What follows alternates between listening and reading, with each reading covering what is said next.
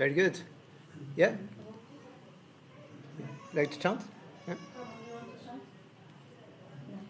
yeah, please chant.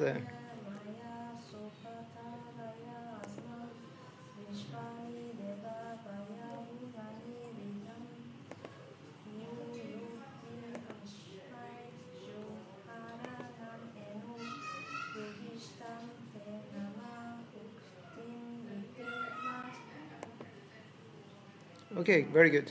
So, Mine, would you like to take the word for us? Okay. Agni, O my Lord, powerful like the fire. Naya, kindly lead me. Supata, in the right path. Rai, O the omnipresent, omnipotent. Asman, all of us. Vishwani, everything including. Deva, O my Lord. Vayunani, all actions. Vidwan, the knower. Yuyodhi, get me freed from. Asmat, ourselves. Juhurnam, all the hindrances on the path. Enas, all the voices. Bhuishtham, being fallen in the ground. Te, unto you. Namaha, of obeisances. Uktim, words. Vidhema, do I act. O my Lord, powerful as the fire, omnipotent one, now I do offer you all the obeisances, falling at your feet on the ground.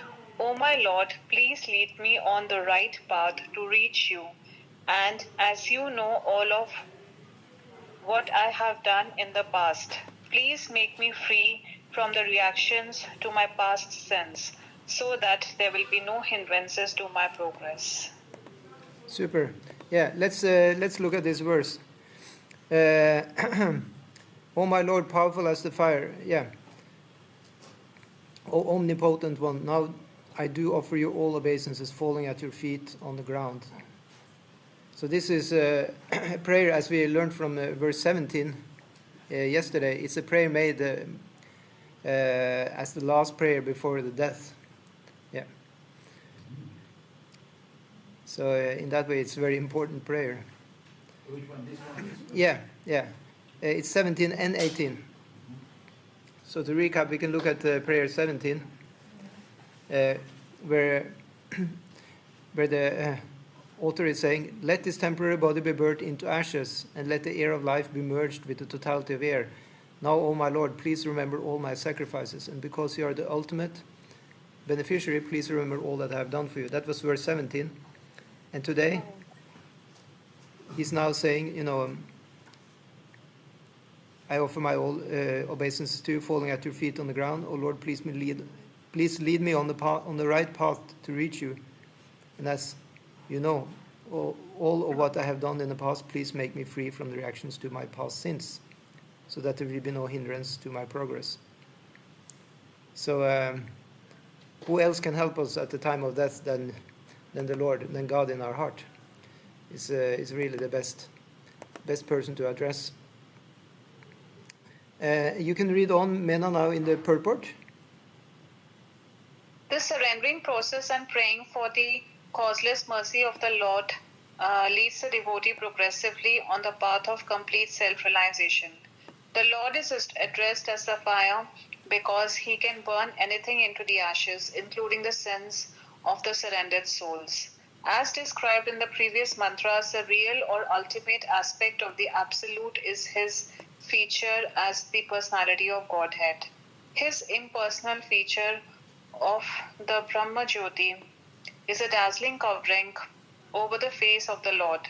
Fruitive activities or the karma kanda, path of self-realization, is the lowest stage in the endeavor.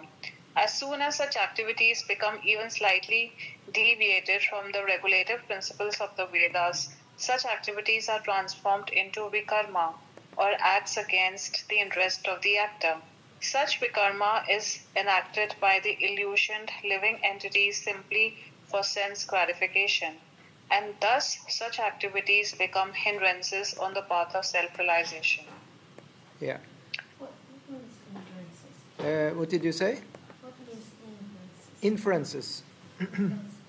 Let's see. What was that? Is where you said the last time in the translation here. Here, the last. You have here and here. Hindrance. Yeah. Oh, hindrance. Yes. I mean, it's blocking.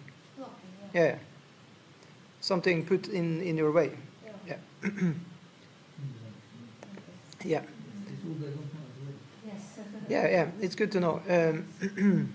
So what became hindrances on the path of the self-realization? That is a kind of activities called fruitive activities. Yeah. Actually, fruitive activities can be pious. Then they're called karma kanda, or just karma. And then when they become kind of criminal, breaking rules. We're talking now about breaking the laws of the universe. So, according to the four Vedas, you have a law of the universe is working. It's called Rita, as a R-T-A, just and an R has a dot under it, just like Krishna. Ri, Krishna, the Rita, and that means law or order or the straight path. Yeah, it's like straight. It's not crooked. It's like we follow that path, then we go. Yeah. So that because this is like the universe is working and it's backing up. Everybody who wants to do the right, they will be helped by universe. So because we have this nice system in order, sun is coming up, rain is there, moon is there. It's like a full ecosystem is working perfectly with the Earth, planet, and so we have something called arena. We have a depth. And because we have this depth, then we need to follow, we need to do work to pay the debt. Yeah. So this kind of work, it's called karma, it's pious work. Or if we go for love, because now we're just talking about, system and debt, just like you have a house, you pay the rent, you pay the water, you're getting, post, you made somebody take your trash. This old system is not about love. Let's just call it just system. Yeah, of course. Yeah. Internet, interest. Oh yeah, yeah, yeah, exactly. So, but it's a possibility to get out of that system only if it's about love. Yeah, if it's actually pure love for God, for Krishna, then one can escape the system, and then one is technically doing what is called akarma. Then one is out of this whole, in universal plan of working properly, having the result. I do good work and then I get money into my bank account and then I can be happy here. This is like the system of the universe. And I need to pay respect to all the gods who give me all this. But then if I worship the God above all gods, Bhagavan Vishnu or Krishna, then that is enough. And all the other things are covered. Just like if you happen to be a friend with the king, you don't need to worry about paying the rent or paying for the water or paying for the postage or the fire security or nothing. King will just make sure. Yeah. Yeah. So he will just arrange for you everything. But of course it demands that the friendship is actually held intact. If the person with the kind of lose interest in keeping friends with the king or deviate from the friendship, start making propaganda against the king, whatever, immediately one is under the normal system again. Yeah. So in the same way, we can become devotees of Krishna, and some or other our life will be more easy. Some or other the universe is giving what we need. However, if we deviate, we become too lax. We think, oh, Krishna is just, I'm just chanting Hare Krishna, Hare Krishna, Krishna Hare Hare, and I do what I want. I'm a devotee, I can do. Become a little lazy, then again Krishna is kind of yeah, yeah. He's saying, "What is my friend doing now?" Maybe I need to remind him, who is the boss. See, so Krishna is a friend, but he's not stupid friend. Yeah, yeah. So in that way, we need to keep ourselves in check. Otherwise, he will keep us in check. Yeah. So self-realization is possible for the human form of life, but not for other forms. There are 8,400,000 species or forms of life, of which the human form, with the qualifications of Brahminical culture, presents the only chance to obtain knowledge of the transcendence. Brahminical culture means truthfulness, controlling the senses, forbearance, simplicity, full knowledge, full faith in God, and not to become simply proud of one's high parentage. Yeah. So in the old days, the Brahmana is somebody who's born into the family of the Brahmana. It necessarily has to be like that because the Brahmanas are working by the codes of the Sanskrit, and to learn Sanskrit is a great task. Usually, one can only be expert in Sanskrit if you learn it from the childhood. Yeah. So anyway, one can become proud because this is the higher class, and there is a certain rights that they are getting that other people are not getting. So it's said that in the age of Kali, the Brahmanas are becoming corrupt. It's actually one verse which is stating that demons, they're allowed to take birth in Brahmana families in the Kali Yuga. Yeah. So as a special feature of Kali Yuga. Yeah. And it's said that people who have actually consciousness like animals, they would usually be animals. If they would appear in Dwapara Yuga or Treta Yuga or Satya, they would be animals. But in Kali Yuga, they're allowed to be humans. Yeah. So it's just that we have some idea which age we are in. Yeah. Okay, so to be the son of a Brahmana is a chance to become a Brahmana, just as being the son of a big man is a chance to become a big man. But such a birthright is not everything, because one still has to attain the Brahminical qualifications for himself. As soon as one becomes proud of his birth as the son of a Brahmana and neglects to acquire the qualifications of a real Brahmana, he at once becomes degraded and drawn from the path of self-realization, and his life mission as a human being is defeated. So there is a great example of what happened when the son of a Brahmana became very proud. And that was the son of Shringi. And the name was Shringi, yeah. So he had a father, a Muni, who was sitting in the meditation, which, was usual. In Dwapara Yuga, that was more usual than now. So as usual, then he lived in the forest, this Brahmana, and his son was also in the forest. And the father was just sitting one day meditating nicely. And at that time, they really meditate. They just shut out everything, so not disturbed by anything. It's very powerful if one really can do that meditation. One is like, in the deep sleep, nobody else can disturb you. You're so much in the trance. Yeah. Which kind of yoga? Huh? Which kind of yoga can be? Well, that usually they did following the Ashtanga Yoga system, working themselves up, to the stage of dhyana or meditation. Yeah. And then after that, one can reach samadhi. So this Yogi Muni, Brahminical father, he was sitting there and he was quite achieved. However, there was a king, and that king was Maharaj Parikshit. So he had been out hunting. So mind you, the Kshatriyas are allowed to hunt, to kill animals, because they need to learn how to kill, because they But actually, usually they kill animals just to also, it's like multitasking. At the same time, they will protect the sages who live in the forest. They keep they keep the species down, so it's not too much in number. Yeah, lions, tigers, so they don't make trouble for the yogis and munis who are in the forest. Yeah, yeah. So in that way he had been hunting and he was thirsty, and in the forest is not so much water available. So there is a house of Muni. Let me go in there and ask for some water. And the Muni was just meditating. He didn't open his eyes, say hello, here I am. Didn't respond. He thought, this rascal, he doesn't, he doesn't honor me. I'm the king of the whole world. He was the king of the world. Mm-hmm. So he just, there was no doors to slam.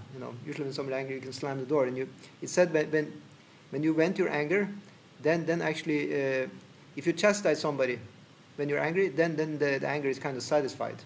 It found a target, to burn. So he couldn't slam the door. He couldn't, get any anger out. I'm just making up this just for fun. But anyway, so he had need to do something, to give him some chastisement. So he saw, there's a dead snake. So he took the dead snake and he wrapped it around the neck of the sage. The sage didn't mind because he didn't feel nothing. He was still in the trance. And then he was, okay, he got it, And he was going, and then on the way he was thinking, what did I do? This is the nature of the mind. Sometimes we, especially in anger, we may act so that we may regret it later. Don't do something stupid. Yeah, we'll do something stupid. This is my spiritual master always used to say that anger is one letter before danger. Anger, if you put one D, Yeah. there's danger. So it's a good rule of thumb to try and avoid anger. And then he thought, oh, what did I do? But anyway, now it's too late, because now the son of the Brahmana, he was coming home and he saw, oh, my father has been disrespected. And he actually, by his Brahminical power, he could understand what that happened, because he saw the king was going away. He could put two and two together. And so immediately, on the spot, he just said some mantras. And he said, I curse this king. We talked about curses earlier today, right? He said, I curse this king, that within 7 days, he will die by the snake bite. Wow. So Yeah. powerful. Yeah, so powerful. From Yeah. mystical Yeah. person. It's said that the Brahmana has this power, that he can say a curse, and then, it will actually work, if he's actually a Brahmana. But of course, what is happening, when a Brahmana becomes like that, angry and curse, he loses some of his Shakti. It's like a bank account is going down, So that's why So we Brahmanas... also get, So Brahmanas very, very, very careful to avoid being angry. Yeah. And how do they avoid being angry? By not getting into the dualities of the world.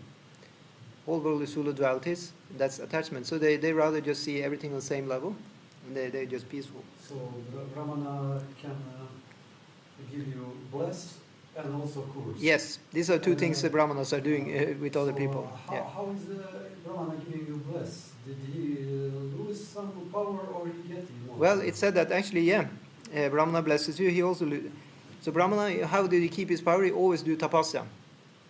He's always, chanting, always doing some sacrifice. He's doing self, study, svadhyaya. He's always doing something to build up his shakti. Yeah.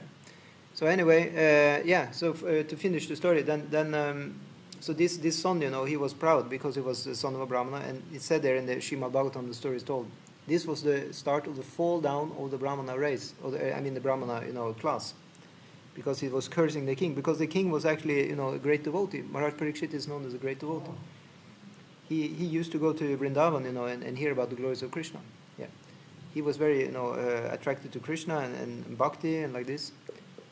But of course, we learn that this is all arrangement of the Lord, because then Srimad Bhagavatam could be spoken, and Bhagavatam is the book for the Kali Yuga.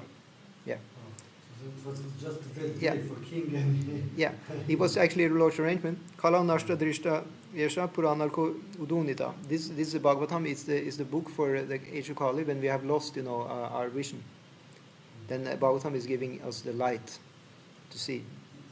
Yeah, but this just shows that the Brahmana to become proud is not a good thing. It's actually the fall down on the whole rate. And the father of this Shringi's son, he said, "What did you do? Why did you curse? This is not proper." He was angry on him. And actually then the Brahmana son, he was crying.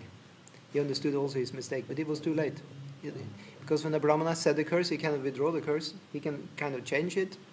He cannot, withdraw it 100%.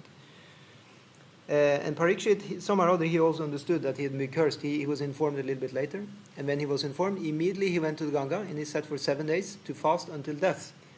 However, all the rishis, sages, they came there to help him. And then Shukadeva Goswami is coming there, and then Shukadeva Goswami is speaking him the Srimad Bhagavatam, which is lasting for 7 days. Yeah. Okay, so in the Bhagavad Gita, it is assured us by the Lord that the yoga brashtas, or souls fallen from the path of self-realization, are given a chance for rectification by taking birth either in the families of good brahmanas or in the families of rich merchants. Yeah. So whatever we can do in this life, we may fall down, halfway or 3/4 or whatever. We can continue in the next life from where we left off. Actually, we will do that. It's promised. Basically, we have 3 accounts. One is the pious account, the punya, sukriti, like this. All the good things we have done, that's one bank account. Whenever we're enjoying, this bank account goes a little bit down. Yeah. And then we have a bad bank account to say all the bad stuff we did. Whenever we're suffering, that account is going down. So suffering, then it's completely cleared off. Yeah. If we protest of our suffering, say, why is this? Who are you doing this? Then it just stay there. Yeah. Yeah. And then we have the third bank account is the Bhakti Unmukha Sukriti. Now this is the best account, because whatever we do in devotional service, like you take prasham today, you had the kirtan, clapping hands, whatever, you just step in the temple. This is all punya sukriti. I mean, Bonus. bhakti punya. Extra bonus. Yeah, and it never go down. Wow. However, this account has a special feature. It can be frozen. If you do offense to another devotee, And then it's like, yeah, can you open the next yeah, line? yeah, exactly. We usually then have to suffer a little bit, No. so we become humble. So this is often the case with also join Hare Krishna movement. Somebody join, from day 1 to day 2, they're just again back in the devotional service. That means they did some offense previous life, and then they suffer for 20 years, maybe 30 years, 40 years in this life, and then now we know this. It's okay. Now it's open again, the account. And then we just continue. We hear about Krishna, chant Hare Krishna, and again it just goes up. This is like bank accounts. You're saving money. Yeah. And you're not using it. So that's why the devotees they put all their bets on this account, and the punya and the papa they don't care so much about. We may do some pious thing, maybe, or of course we try and avoid all this. If we just do the good things for Krishna, then we are on the way to the spiritual world. Yeah. Yeah. So to get the birth in the good Brahmana family or in a family of rich merchants, that is because of previous, good activities on the religious or spiritual path. So we can just continue them. Like if you're born in a good family, then you can immediately, their books are there in the shelf. You can read Bhagavatam and nobody disturb you. Yeah. If you're born in a very poor family, you don't have time for this. Yeah. You have to, survive. Yeah. Okay, so these are the higher chances for self-realization, to become a rich man's son or to become the son of a good Brahmana. And if these chances are misused by the illusioned human being, the result is that such a man loses the good chance of human life offered by the Almighty Lord. Yeah. So now it's our chance as human being. Yeah. It's said that eating, sleeping, mating, and defending. We eat, we sleep, in the sex life, and also to protect ourselves. This also the animals are doing. Yeah. Samana etap pashubi naranam. However, there is one thing that the animals cannot do, and that is dharma, or spiritual life, religious life. That's why dharmena hina pashubi samana. If you don't do dharma, if you don't do anything, religious, spiritual, then we're on the level of the animals. And then it said that then we will be awarded animal, body next life, if you're not doing anything on the spiritual platform. Because then we might just as well be animal. There's no need to have the human body. Yeah. Just like say you get a super good car, Ferrari, or I don't know anything about cars, but at least I know some cars they can go very fast. Say you have this super car and you never go on the autobahn to test out, the features. You just travel very slow. Yeah, around here. Yeah, and then So then the company who say you have a job, or they gave you a car. Then see, this guy is not using, the facilities, the potential. So I just give this person a Fiat, or simple car. So in the same way with human life, if you don't use the resources, the potential, then we might just as well get lesser body. Yeah, that's the idea. Yeah. So the regulative principles are such that one who follows them is promoted from the plane of fruitive activities to the plane of transcendental knowledge. And from transcendental knowledge he becomes perfect after many, many births when he surrenders unto the Lord. This is a general procedure. But here now, what Prabhupada is saying, but one who surrenders at the very beginning, as is mentioned in this mantra, at once surpasses all the stages of progression by simple adoption of the devotional attitude. As is stated in the Gita, the Lord at once takes charge of such a surrendered soul and makes him free from all the reactions to his sinful acts. In the Karma Kanda activities, there are many sinful actions, and in the Jnana Kanda, the path of philosophical development, the number of such actions is less. Yeah. So Karma Kanda we have talked about many times before. This is the path where one kind of takes God as a vendor machine. It's given prescriptions in Scripture, you do this and this, and God will reward you. You will go to heaven, you will have a higher bank account if you do this and this. This is not a very personal relationship to Lord. Actually, one is not dealing with Krishna directly, one is actually just dealing with the gods. They are obliged to give you if you follow the system. Yeah.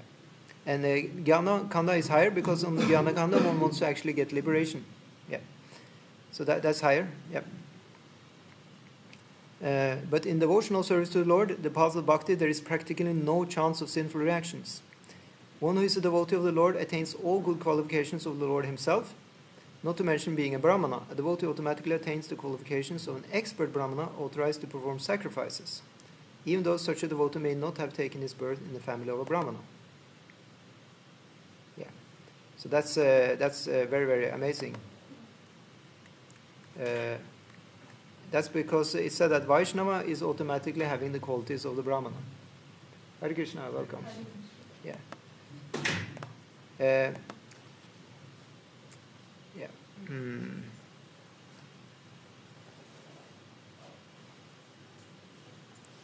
Yeah. Such is the omnipotence of the Lord, that he can make a man born in the family of a Brahmana as degraded as a low-born dog-eater.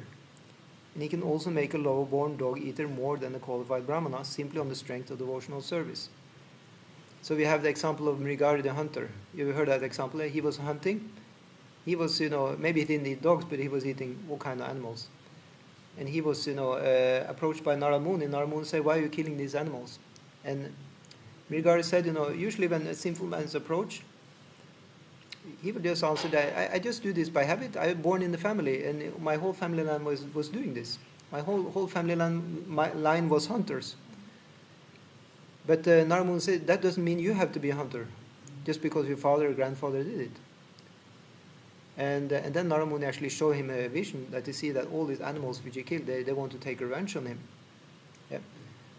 And the hunter became scared and said, okay, what should I do? If I put away my bow, how can I get food on the table? How can I take care? I have wife and kids. Narada Muni said, don't worry. If you go to the Lord will protect you. He will give you everything. Yoga Kshema Vahamiham, as Krishna says in the Gita. So then, he believed actually Narada Muni. He put away his bow and arrow. But what should I do? And Narada Muni said, just chant this mantra. Hare Krishna, Krishna Krishna, Hare Hare, Hare Rama, Rama Rama, Hare Hare. And you can install a tulsi plant in your home. So he had a nice tulsi, pot of tulsi, and he watered tulsi every day, and he was chanting in front of the tulsi. And he was hoping for the best, and the wife was just, wondering what's going on, how, we're going to survive. But the husband said, the hunter said, please, I met a great, saint. He will help us. And then just after a few days, the word went about in the village that, this hunter, he was known as a cruel hunter. Now he became a saint. And people started coming, to see him and bow down, if the saint, people are also bringing the gifts. They bring a big bag of rice, they bring, and ask for blessing from the saint, right? And, he was just, and the wife was very happy. Now she could cook, there was no problem to have, the income. So it was actually going very well. And then, so after a couple of weeks, the Narada Muni, he decided to visit again. He wrote together with his friend, the Parvata Muni. And then the hunter saw him coming from a distance, and the hunter kind of walked in the staccato way. And Narada Muni, why are you walking like this? Oh, it's because there are some ants on the pavement. I didn't want to step on the ants. And Narada Muni just said to his friend, just see, before he was a cruel hunter, and now he doesn't even want to kill the ants. So this is amazing power of becoming a devotee. Yeah. Purifying completely the heart, taking away all the violence, and on top of that, the Lord is providing everything you need. That's the best deal we can have in this human form, actually. It's really the best deal. However, not so many may do it because of lack of shraddha, lack of faith. So that's what this Krishna consciousness movement is about, is to build up this shraddha. And that shraddha, he said, is created and nourished in the association of sadhus, of devotees, other practitioners. That's the way we're building up this faith. The stronger you get, the more support we have from the Lord, and the more experience we have with the Lord. Yeah. Okay, so where did I? You like to read Meena Mataji? Yes, Prabhuji, where did you left? Oh, there it is. Yeah, I talked about simply on the strength of devotional service. So then the omnipotent Lord, that's the next one. The omnipotent Lord, being situated within the heart of everyone, can give directions to his sincere devotees as to the right path. Such directions are especially offered to the devotee even if he desires something else. For others, God gives sanction to the doer only at the risk of the doer. But in the case of a devotee, the Lord directs him in such a way that he never acts wrongly. In the Srimad Bhagavatam, it is said that the Lord is so kind upon his devotee that even though he sometimes falls into the entanglement of vikarma, acts against the directions of the Vedas, the Lord at once rectifies the mistakes of the devotee from within his heart, because such devotees are very dear to the Lord. Yeah, very good. Yeah, you can read on if you like. Here in the mantra, the devotee prays to the Lord to rectify him from within his heart. To err is human. A conditioned soul is often apt to commit mistakes, and the only remedial measure for such unknown sins is to give oneself up to the lotus feet of the Lord, so that he may guide the devotee. The Lord takes this charge for the fully surrendered souls, and thus all problems are solved simply by surrendering oneself onto the Lord and acting in terms of the Lord's directions. Such directions are given to the sincere devotee in two ways. One is by means of the saints, scriptures, and spiritual master, and the other is by the Lord himself, residing within the heart of everyone. Thus the devotee is protected in all respects. Thank you so much. The Vedic- Yeah, just wait. Yeah.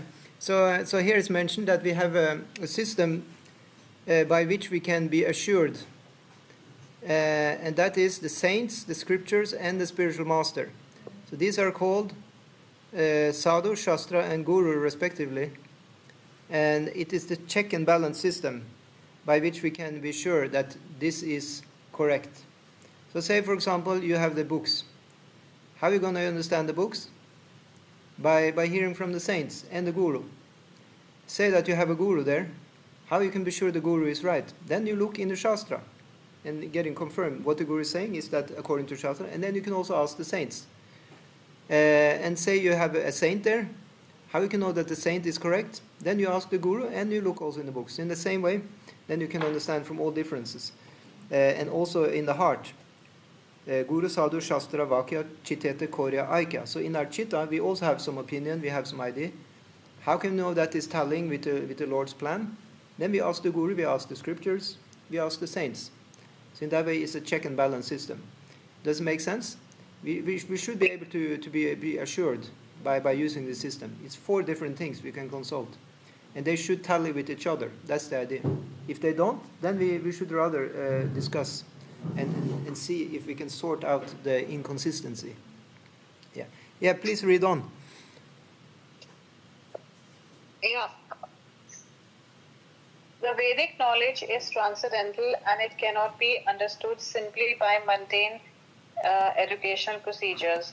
One can understand the Vedic mantras only by the grace of the Lord and the spiritual master. If one takes shelter of a bona fide spiritual master, it is to be understood that he has obtained the grace of the Lord. The Lord appears as the spiritual master for the devotee, and so the spiritual master, the Vedic injunctions, and the Lord himself from within all guide the devotee in full strength, and there is no chance of such a devotee falling again into the mire of material illusion. The devotee, thus protected all around, is sure to reach the ultimate destination of perfection. The whole process is hinted at this mantra of Śrī Īśopaniṣad, and the Srimad Bhagavatam still further explains this. Hearing and chanting of the glories of the Lord are themselves acts of piety. The Lord wants everyone to do this because He is the well-wisher of all living entities. And by practicing this hearing and chanting of the glories of the Lord, one becomes cleansed of all undesirable things within himself. His devotion becomes fixed upon the Lord. At this stage, the devotee acquires the Brahmanical qualifications, and the resultant reactions of the lower qualities become completely vanished. He becomes fully enlightened by such devotional service, and thus knows the path of the Lord and how to attain Him. All doubts become diminished, and he becomes a pure devotee. The end of Bhaktivedanta purports to Śrī Īśopaniṣad, the knowledge that brings one nearer to the Supreme Personality of Godhead, Krishna. Yeah, thank you so much. Yeah, so in that way we can see the progression is very clear. It's going back to Godhead by a gradual development of the consciousness. One can reach the Lord. Let's see here. Yeah. So now we'll take up the points from the purport here. Let's see if I can go down here. Yeah. Get rid of this. Yeah. So I'll put this image here. Let's see. Get that here. Yeah. Yeah. So now you can see on the YouTube I put up the image. So paragraph 1: how obstacles on the spiritual path originate. So we talked about in paragraph 1 here.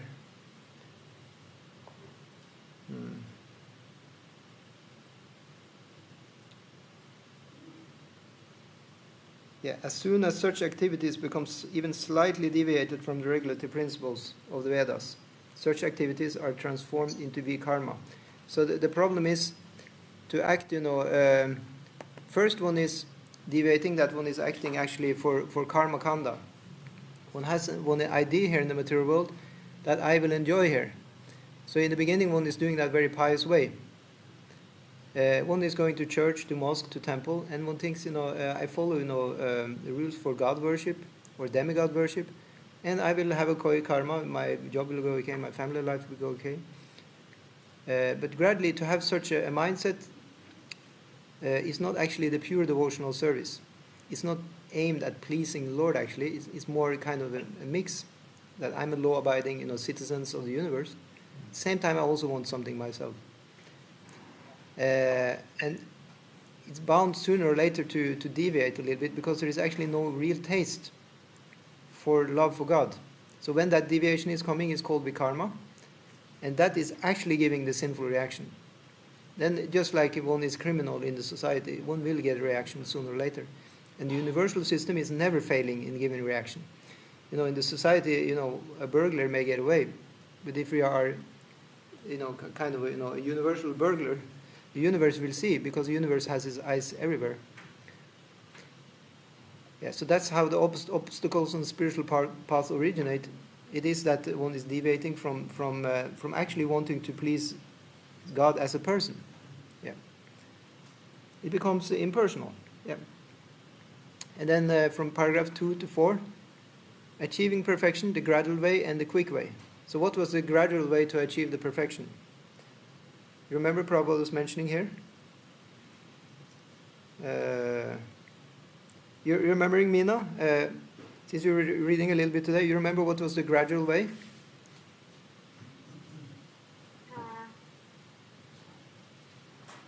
Prabhupada, yeah, I can read it. Prabhupada says there, the regulative principles are such that one who follows them is promoted from the plane of fruitive activities to the plane of transcendental knowledge, and from transcendental knowledge he becomes perfect after many, many births.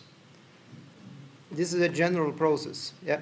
So it said, in the Bhagavatam, Vasudeva sarvamiti samahatma sudurlabha bahunam janmanam ante gyanavam mam prapadyante.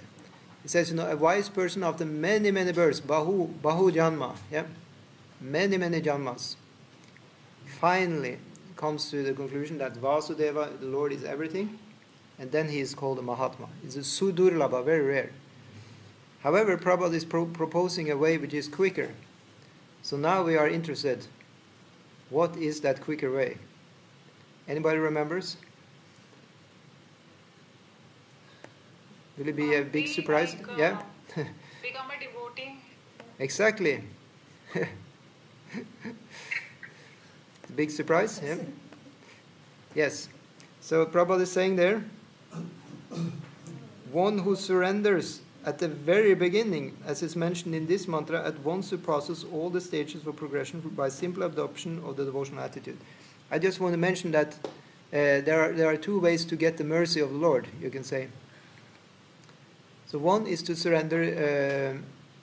Actually, it is, in one sense, you can say it's by the will. It's the sweet will of the Lord and the devotees. It said, how do we get the Bhakti Lata Beach, or you can say the seed of devotion planted in us, because it's actually something given to us. It's not something we create ourselves. Somebody has it, and we are getting from that person. Yeah. So the Guru is giving that, and Krishna is also giving that kind of with cooperation from the Guru. And that's called mercy. Yeah. So it's said that there are two ways. One can be perfect, or you can say be enlightened by Kripa Siddhi. And that means the only Guru has done everything basically. He just give all the mercy, he or she give all the mercy to the disciple. Although the person may not be so qualified. Yeah. And the other way is Sadhana Siddhi. Is that we are working hard ourselves to practice ourselves. We get early in the morning, we're chanting, we study nicely and do nice work, thinking that we are working for the Lord, whatever work we have. Gradually we're building up. So these are the two ways actually to get siddhi. So we are sadhaka, we are practicing sadhana, and then we are supposed to reach the level of becoming a siddha. Yeah. So either by the work of our own hard blood and sweat and tears, we're getting there, or we get mercy. Usually it's kind of a mixture, because it's said that the Guru, he rather wants the aspirant disciple to do a nice work, to show some seriousness. And then the Guru will pray to Krishna and give the blessing, and then the person will get enlightened in the heart. Yeah. Dadami Buddhi Yogam Tam Yanamam Upayantati. Krishna said, I give that knowledge in the heart. Buddhi Yoga it's called. Yeah. But there are cases that the disciple was maybe not so bright. The disciple was just kind of just very, very kind of more like an innocent child. And the Guru felt so much, fatherly or motherly affection. So just bless that person. Some or other just always caring, protecting that person, and some or other that person become now perfect. Yeah. So but it's said, as disciples or as progressive spiritualists, we shouldn't count on just getting blessings. Yeah. We cannot just hope for the best. Of course, we can do that, but it's advised that we also should try and work ourselves. Yeah. To make ourselves, you can say, what is that? Å gjøre seg fortjent. Yeah, what's that in English? Worthy. Worthy, yeah, to make yourself worthy, yeah. So, this is not, a nihilistic system that, the whole world is kind of mechanistic and you do something and then you get a reward. It's not like that. It's personal. The love is there, but still, like a loving father and mother, they want to also see some goodwill on the side of their offspring. So not only the well-wishers shouldn't do everything. The persons receiving the mercy should also do something. It's a give and take, love is about that. So in that way, we try also, to do our best. Yeah. But that is the quick way, actually. Because this is the way, it's called the quick way, because Krishna is saying, he says, what is Sulabha, yeah. Tasya Sulabha Partha, Nitya Yuktasya Yoginaha. When he is always fixed on this, he says, Sulabha, easily he can achieve me, Krishna says. But Prabhuji, after many births, we have this realization that we finally have to go to Krishna. Yeah. It's not so easy again. No, it's true. But when we got it, then it can be easy. So now we got it, so now it can be quick. Yeah. It's like the point here is now that now we shouldn't be slow, right? That's the idea. Yeah. If you can just grasp that idea, it's like now we got it. So let's just try and be a little bit effective. Yeah. That's the idea. Because why now use 10 lives?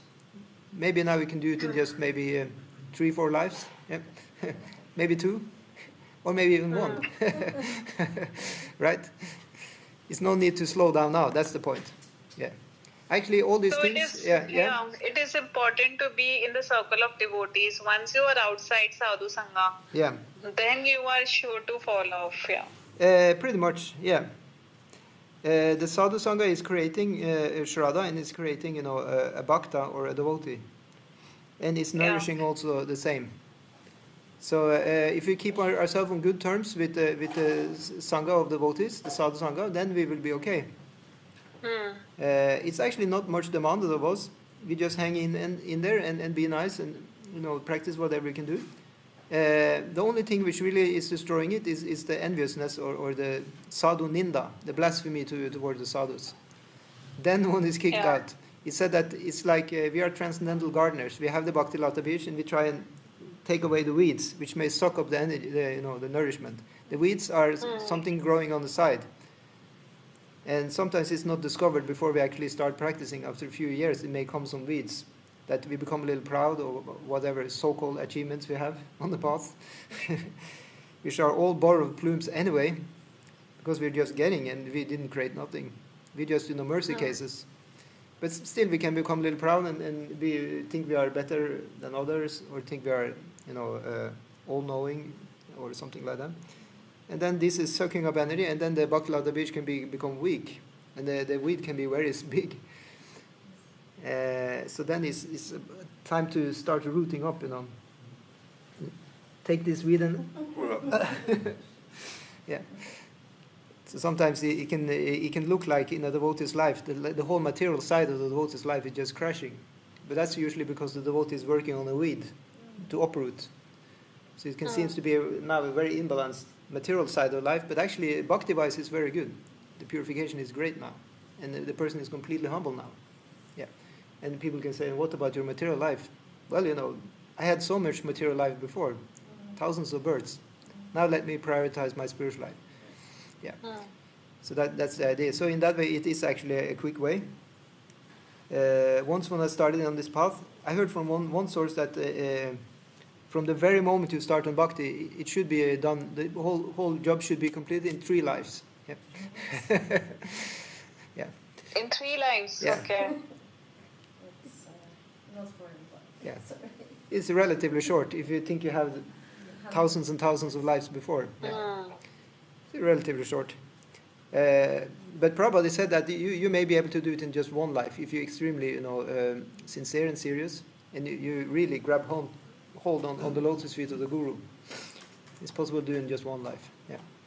Because it's said that if one is actually, a disciple of the Guru, Guru usually initiate many people. To be honest, many of the people that the Guru initiate, they don't really become the disciple of the Guru, right? They just they are the disciple of the Guru, but then they just leave, and they're just thousands of miles away, and they may do whatever they like. But they're initiated, right? But a few people are actually disciples of the Guru. They help the Guru wherever the Guru is traveling. Those disciples are right there. They have real love for the Guru. Yeah, they have Guru Bhakti, Guru Prema. These people, wherever the Guru goes, the Shastra says, these disciples are going there. So in that way, these disciples are completely liberated. Yeah, that's possible for anybody. Yeah. So then the last 4 paragraphs talks about how the omnipotent Lord guides the devotee. Yeah. So we know he guides the devotee as a super soul. Yeah. So Prabhupada said, the omnipotent Lord being situated within the heart of everyone can give directions to his sincere devotee as to the right path. Yeah, and such directions are especially offered to the devotee, even if he desires something else. Now this is very interesting said. Even if he desires something else. So this is revealed in one place it's just also said in the 11th canto of Bhagavatam. Krishna says, Tasyaham anugrinami harishe taddanam kshanai. So the Lord as Hari is known, to be the stealer or taking away. So he says to the one I really favor, I take away everything that's in the way. Yeah. Actually, he says, I take away all the person's wealth. Yeah. And then they explain, then the person becomes, a persona non grata for the others because he doesn't have nothing. And then he can be very humble and surrender to the Lord. Yeah. However, it's said later that actually for a person who is advanced devotee, the Lord can give proper wealth because he knows the devotee will handle and not be puffed up. Yeah. So many devotees are well-to-do. Yeah. However, if one loses everything, then one can understand one may be, in need of learning something. Yeah. So the Lord is giving a little bit of a class, to learn from. So in that way, he can guide in different ways. He's guiding as a Paramatma within the heart. Brahmanya sarvabhutanam. How is it saying? Yantarurudhani tish maya. Yeah. Ishvara sarvabhutashu. Ridesha Arjuna Tishta. I am the Ishvara in everybody's heart. Brahmayan Sarvabhutanam, Yantara Rudha Nimaya.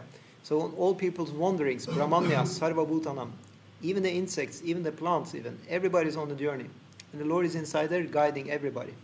It's an amazing feature of Paramatma.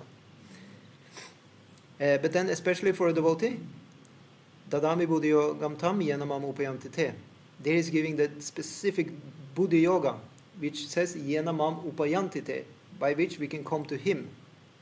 The other people he directing, he can direct one person to go to France, one to China, one to New York. He's directing everybody to go different ways, to find something on the internet, this, that.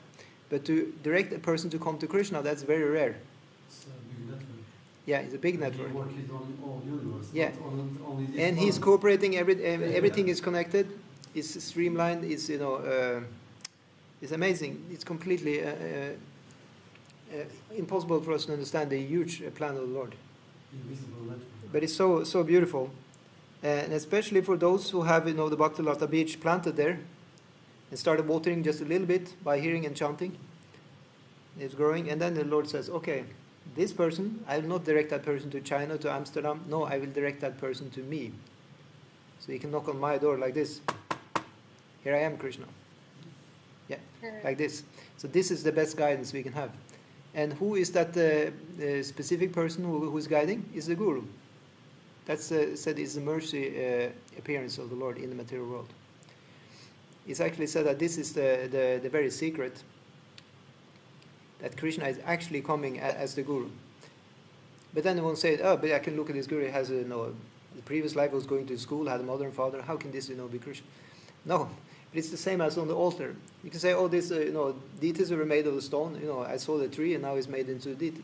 How can this be, God? No, it is a system of the Lord. He's installing himself inside there. So in the same way, the Lord is just giving his energy to the Guru, and now the Guru can be the guide back to Godhead. Does it make sense? It's just empowerment. That's what it's called. Yeah. So in that way, this is a specific system of the Lord, is that in the material world, everything is jada, everything is just dull, actually. It's achit. It's no consciousness here, but we are chit, we are consciousness. The Lord is also chit. And some or other, he can, as a super soul, he can give a specific chit shakti to things and to people, by which we can actually use as the portal to go back to the spiritual world. This is the only way we can go to the spiritual world. If there were no such portals, we would just be lost here forever, right? If there were no books, if there is no temple, no murtis, no gurus, how could we ever have anything spiritual, right? We all just be dull. So that's why the Lord has created this system. So that some or other we can transfer from matter to spirit by this entrance point. Yeah. And then, the prayers in the mantra 18 is the prayers at the very, end of a person who has cultivated all these spiritual things for the whole life. And now he's at the end point and is with the pure heart just straightly talking directly to the Lord. Yeah. And the same thing can be done just by chanting Hare Krishna mantra. Hare Krishna, Krishna Krishna, Hare Hare, Hare Rama, Rama Rama, Hare Hare. Let's see, I think I have one more picture here. What is this Suvapada? Where is that?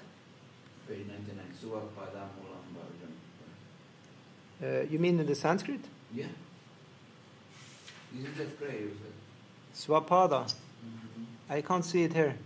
In German here? You can show me? Yeah. Oh, in the, yeah. Swapada Mulam Bhajata Priyasya Tyaktanya Bhavasya Hari Paresha Vikarmayachot Patitam Katanchit Dunoti Sarvam Ridi Sannivishtaha. Okay, let's see what was the translation of that. Oh, it's a different translation. Yeah, actually they made an updated version. So they put in the mantra there which you don't have in my version. Well spotted. Yeah. Let's see if I can tie this in with. I know a little bit of German, so maybe I can see where it fits. Yeah, it's from the 11th canto. Yeah. Yeah, it said, that one who reaches the lotus feet of the Lord,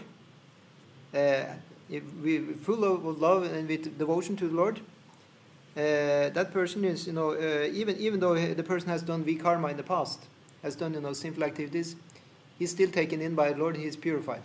Yeah. All these vikarmas are just washed away. Dunoti sarvam. Yeah, dunoti means to wash away. So that person is completely purified. Means integration are falling down. Huh? Falling down. Oh. Falling down. Oh, really? Because pada means Yeah, feet. pada Yeah. What do you mean? down. It means feet. Yeah. Yeah. Like we say Prabhupada, it means the feet of the Prabhu. So the Sanskrit word for fallen is patita. It's a little bit similar. Patita. I think Yeah. Swapada. Slavic languages have a lot Yeah. of Vedic. Yeah, it's sounds put. word, Yeah, put or pat. Yeah, Yeah. yeah. It's to fall. Yeah. Swapada means everything falls down. Okay. But here it means it's a reference there to the lotus feet of the Lord. Yeah. If you take shelter of them, we will not fall down. Yeah, that's the idea. This law of gravitation. Yeah. Many things fall from my. Just I don't know why. I just stay here and cup falling down. Maybe because I'm old, but things fall down. Yeah. Yes, oh my God. What invented this law of gravitation? Yeah. That doesn't fall up. Yeah. That doesn't go up. That's the thing in the material world. We're under a law of gravitation. However, in the spiritual world, the law of gravitation doesn't exist. So there we are in a better situation. Yeah. Yeah, it's possible because I study quantum physics. Yeah. And the quantum physics say it's all laws which is working in material world, it's totally collapsed in other dimensions. In the black hole example. Oh, right. Or other Astronauts dimensions. also. That's It's not interesting. Same physics. Yeah, that makes sense. Yeah, so they example, that's why they cannot find connect Einstein theory of reality with super theory of reality in quantum state. So they are totally different. They make sense now. Confused. Right. They Yeah. couldn't find it still. Right. Actually, I found this chart here. He says about raise and fall in Krishna consciousness. Let's see. Yeah. Yeah. So the way we fall down, is by vikarma. Yeah. That's the way we fall down, really. By really things which is going against the law of the universe. And that's what you learn in Ashtanga Yoga is to avoid these basic things. It says asteya ahimsa, don't steal, don't do violence, don't lie. These basic things. If you avoid them, yeah. If you follow this basic rule, then we're not doing vikarma. Yeah. The universe also have rules. Yeah, that's what I mentioned. Yeah. It has a system of law and order called Rita, and if one's going to follow that, one is having to pay the debt also.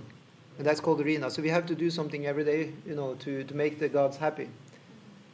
However, if you do Bhakti Yoga, just by chanting Hare Krishna, we're making the gods happy. Because it's Krishna's specific dharma for Kali Yuga. The Kali Yuga dharma is said to be chanting Hare Krishna mantra. Yeah. It said, that we have debts to the rishis, to the demigods, to the forefathers, including our own mother and father. And we have debts to the, what was more? It's like 5 different debts. So for example, we have debts to the rishis, because all the knowledge we have is originating from the rishis actually. Any kind of knowledge. Rishis. Technology, you mean? Technology, everything. Yeah. So in the beginning of creation, all the knowledge is coming from Lord Brahma. He has different disciples called rishis. Rishi, Yeah. Rishi, And he's giving them, all this knowledge, and they are getting more knowledge. They also get from their heart. And so we have different compartments of all different kinds of knowledge.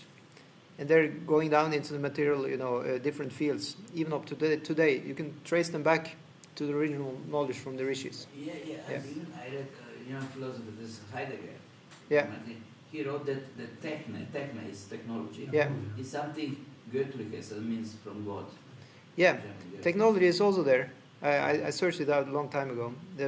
It's like you have the ion engine is there, and they made vimanas and all kinds of things. And the idea that God allows technology to advance. Like we didn't have mobile phones 20 years ago. Yeah, you see, in the age of Kali, the specific technology is we're in the Iron Age. So then it's nuts and bolts technology in the Kali Yuga. Yeah. Previous ages like Dvapara Yuga, Treta Yuga, they were technology by yantras and mantras. Mm-hmm. More like a subtle technology that even some people practice today, some kind of left-hand tantra or some black arts or something. Put up yantras, and this is also some kind of technology. And this is also invisible vibration, like By sound vibration and like that. Waves. Yeah, but the main technology in the Kali Yuga is just nuts and bolts. And machine, gross machine. You have to put oil and gasoline and start from energy. Yeah, all the technology starts from that. Yeah. So anyway, so all the knowledge is in debt to the rishis. So that's why it said, how do we pay the debt to the rishis? We study the shastras. That's how we pay that debt. Our mother and father, we have debt, like a whole line of forefathers. How do we pay that debt? By getting children ourselves. Yeah. And then we have we have debt to all the living entities, like even insects are doing something for us. So in that way, one should feed animals or insects or something every day. That's a way to pay that debt. And one had debt to the demigods. They're arranging, weather and big things. So then one should do a fire sacrifice every day, homa, something for them. In that way, you pay that debt. But then it said, if we just do, service to Krishna by chanting his name, by doing bhakti yoga, we pay all the debts. All these 5 debts are covered by just going to the source. Yeah. Also, Lakshmi, luck. Yeah, Lakshmi Devi will be on our team also. Yeah. This is important. Yeah.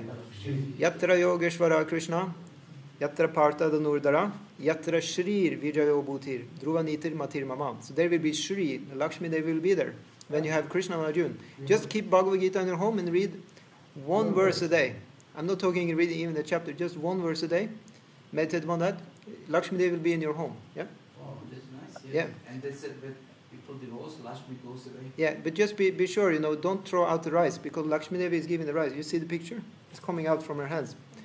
So one has to, the gifts we are getting from Lakshmi Devi, we shouldn't just take them for granted. We should honor them. Yeah?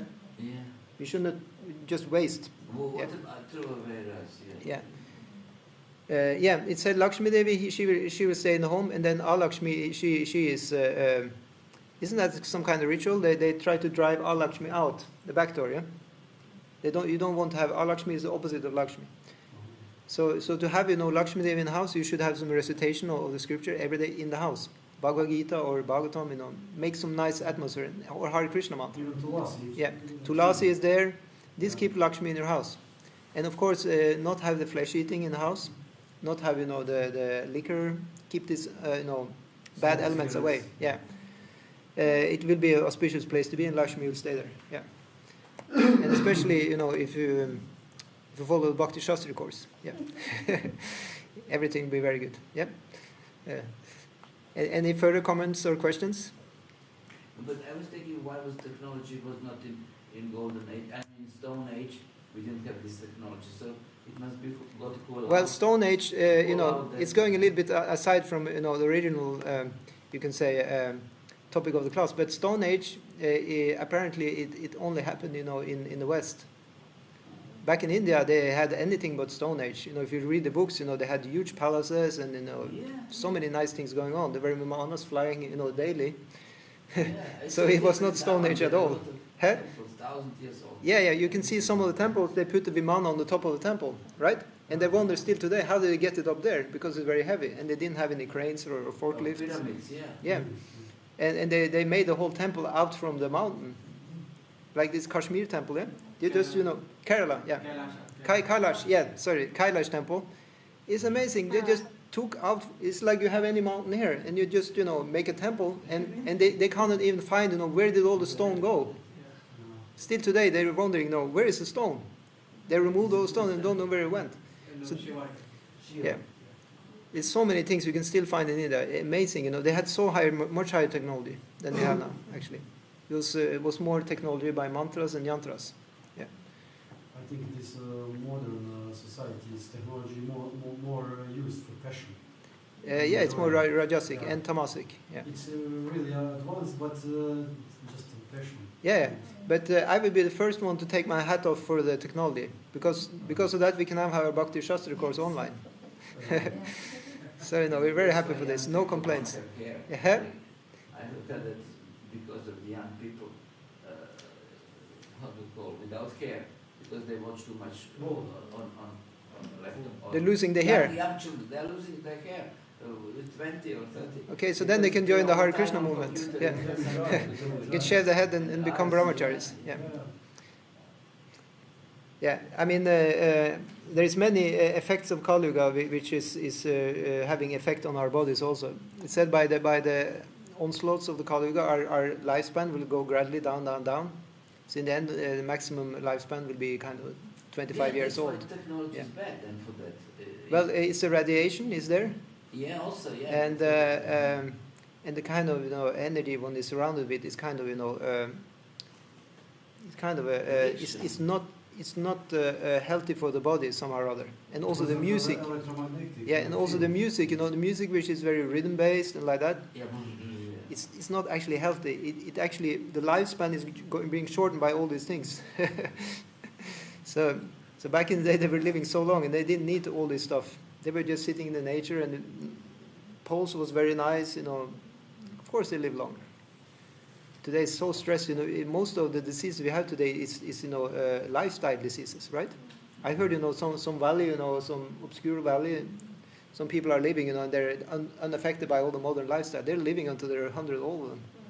Yeah, and in cancer, they never heard about it even. Yeah.